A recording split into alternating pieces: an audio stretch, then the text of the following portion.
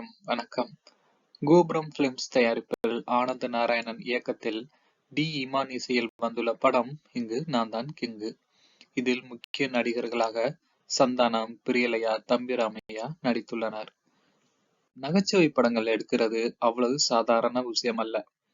படம் முழுதும் 2 மணி நேரம் அல்லது 2.5 மணி நேரம் சிரிக்க வச்சா மட்டுமே அப்படியான படங்கள் ஓடும். தொடர்ந்து நகைச்சுவை படங்களை தவிர வேற படங்கள்ல நடிக்காத சந்தானம் இப்படியான படங்களை கொடுப்பது பெரிய விஷயம்தான். புதிய கூட்டணியான இயக்குனர் ஆனந்த நாராயணன், சந்தானம் ஒரு சிம்பிளான கதையை எடுத்துட்டு 2 மணி நேரமும் நம்மள சிரிக்க வச்சுறாங்க. எந்த ஒரு லாஜிக்கையும் நீங்க பார்க்காம இருந்தா சிரிச்சுட்டு வரலாம். சென்னையில வெடிகுண்டு வைக்கிறதுக்காக தீவிரவாத கும்பல் திட்டமிடுது.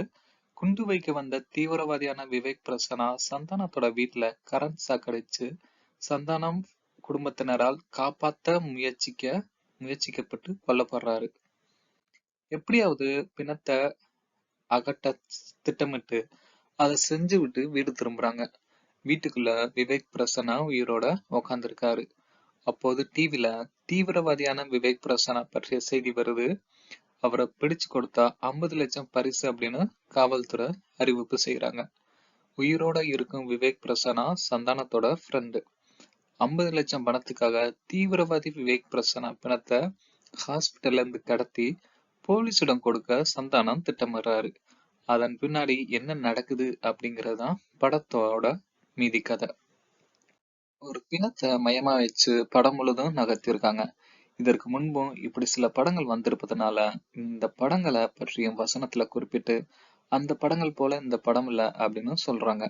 படத்தின் முதல் பாதி போவதே தெரியல.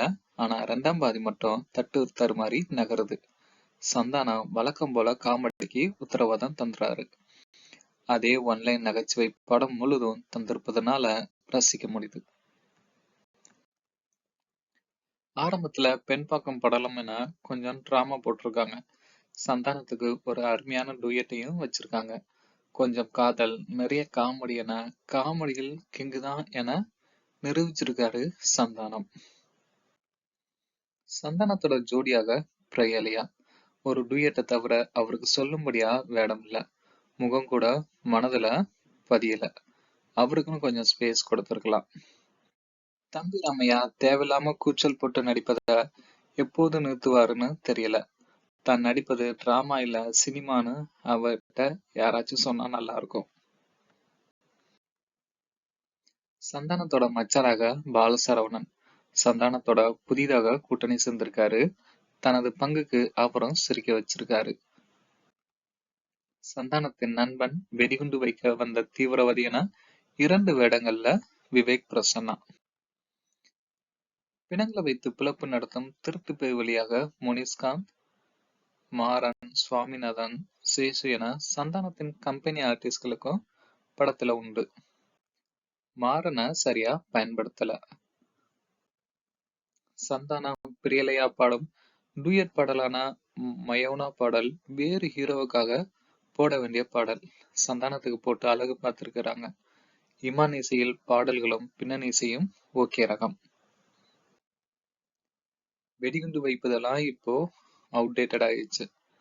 படத்துல லாஜிக்கை எந்த இடத்துலயும் பார்க்க கூடாது. ஒரு ஹாஸ்பிட்டல்ல இருந்து பிணத்தை கடத்துறாங்க. அங்கு சிசிடிவி எல்லாம் இல்லவே இல்லை. பிணத்துடன் செல்லும் வண்டிய போலீசார் எந்த ஒரு இடத்திலும் சோதனை செய்யல.